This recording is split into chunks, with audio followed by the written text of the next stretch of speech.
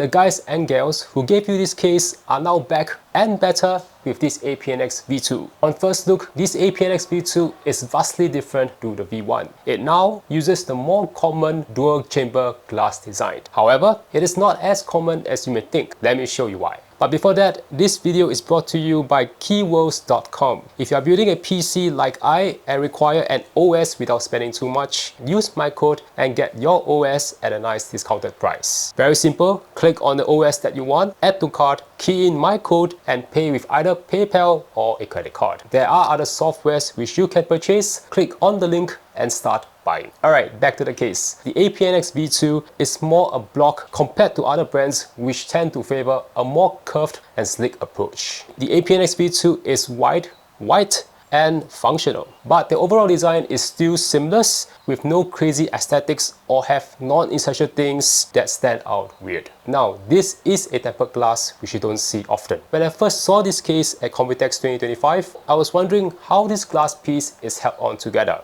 Check this out. The first piece you can remove is the top glass panel.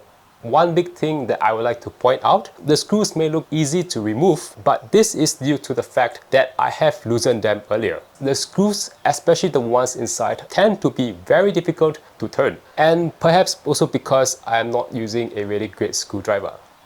Anyway, next you can remove this side glass piece. Loosen this thumb screw and you can pry this glass piece off. Now you can see that all of these glass pieces are held together by this block. No screws, just a good old-fashioned click and fasten system.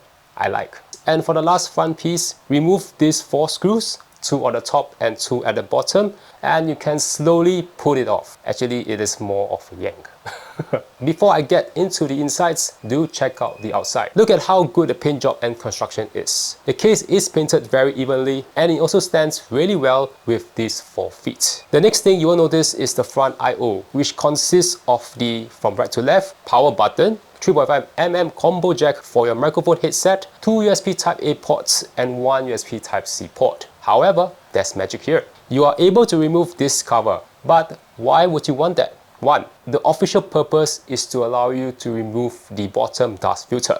Number 2. From my experience, this makes it a lot easier to retrieve screws that have fallen into these crevices. I have dropped a few. Having this removable front cover is actually quite a convenient feature. So let's also take a look at this dust filter. It is pretty standard, but APNX makes it a point to drop their logo on it. Not many case brands do that, so this makes it a simple but detailed touch. And when you are done, pop it back in, and you can also put back the front I/O cover.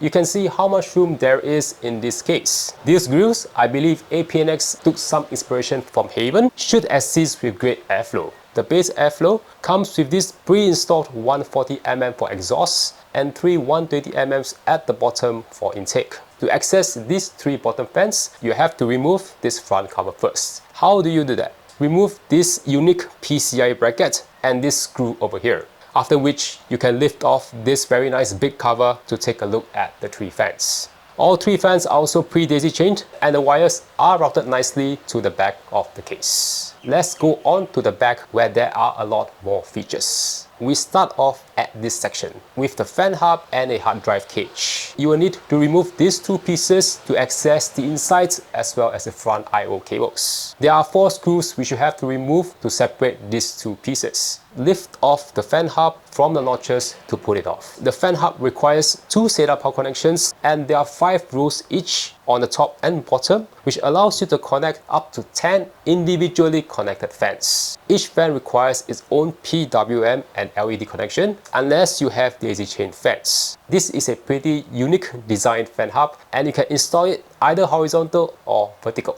Next, I'm also going to remove the hard drive cage. Likewise, there are 4 screws to remove and you can remove the hard drive cage easily. This hard drive cage allows you to put both 2.5-inch as well as 3.5-inch hard drives. Now, I honestly wish that APNX could do a better job with these cables. I understand that they are hidden behind the hard drive cage as well as the fan hub, but this clump of wires just don't make this case look presentable. It would be nice if they can provide cable wraps to bundle these cables together. APNX can do so for the front I/O cables, so why can't they do the same for these fans?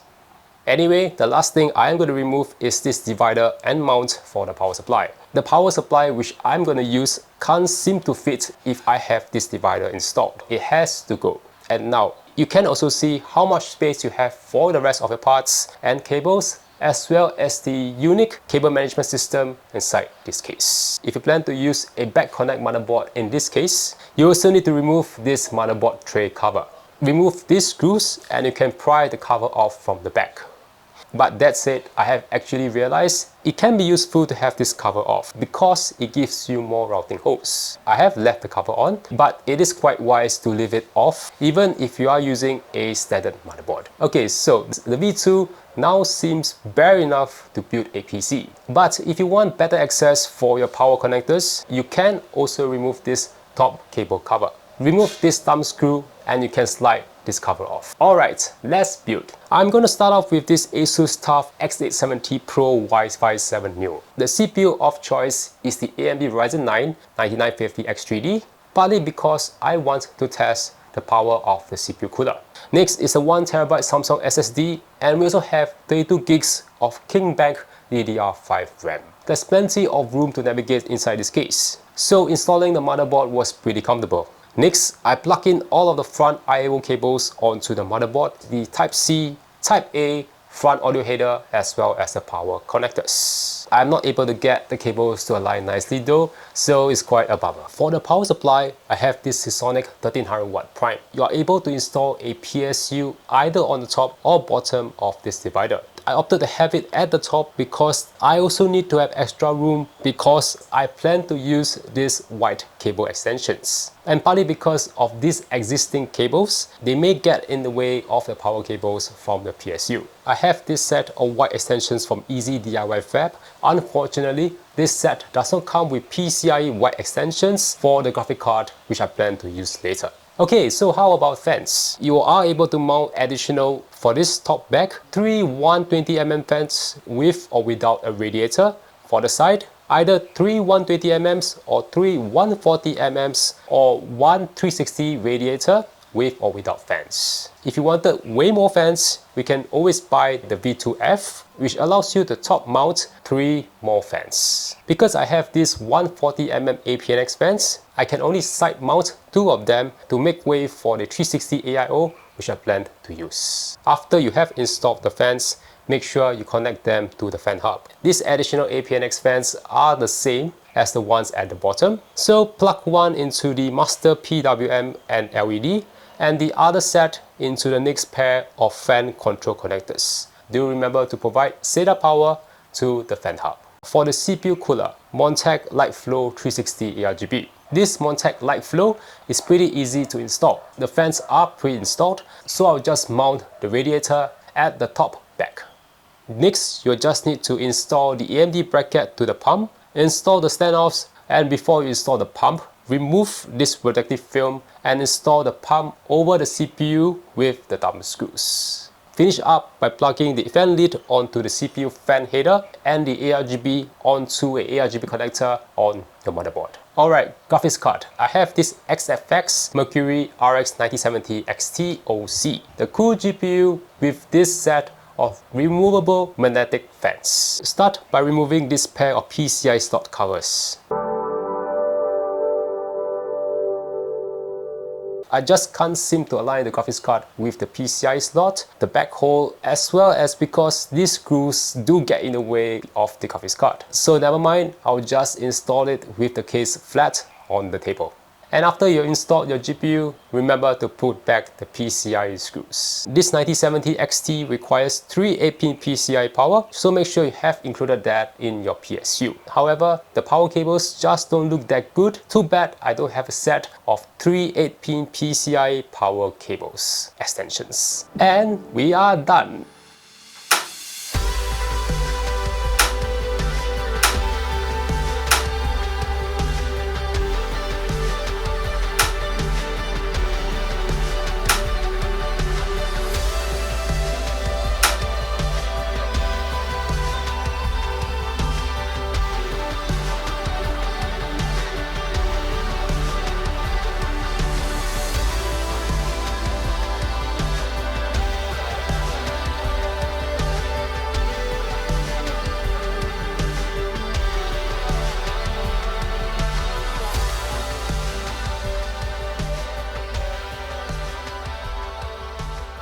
Oh yes, if you haven't, make sure to use my code to get your own OS for the system. I like this case a lot. It is big, it is roomy, and it's very functional. But that said, it is also very heavy. The empty case itself already has a lot of mass, but the complete build weighs a lot more. Luckily, it has pretty strong feet to hold the case up well. There is no wobble when you put the case on the table. I have set the fans and pump to run at a gradual curve, so the PC is pretty silent at idle.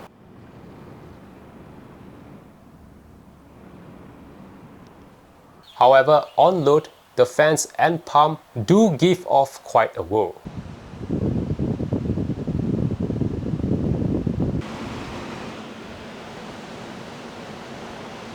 On gaming loads, the 9950 X3D ran at 80 plus on average and on max. The 9070 XT ran at these temperatures. The Lightflow AIO also manages to keep the 9950 X3D within this temperature when it's pushed hard with Cinebench. But this V2 is not without its misses. Number 1, I've mentioned about the screws. While I understand that it is very useful to secure the case, I feel that it is a bit too tight to unscrew on the first use. Well, to give APNX the benefit of doubt, I was using a slightly worn out screwdriver. But hey, it would be a better option to have screws that are not too tight. It just takes too much effort to turn the screws.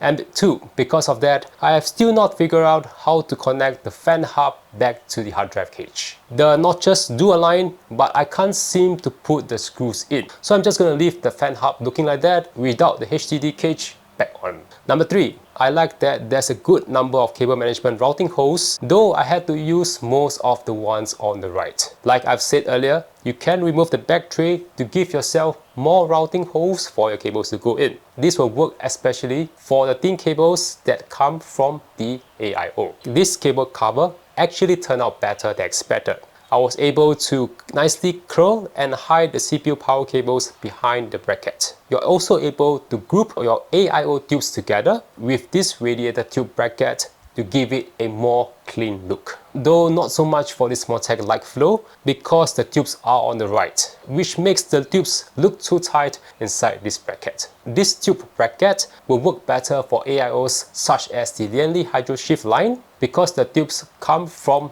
the top of the pump. If you own this case, let me know in the comments below. Like if you like this video, and catch you in the next tech video.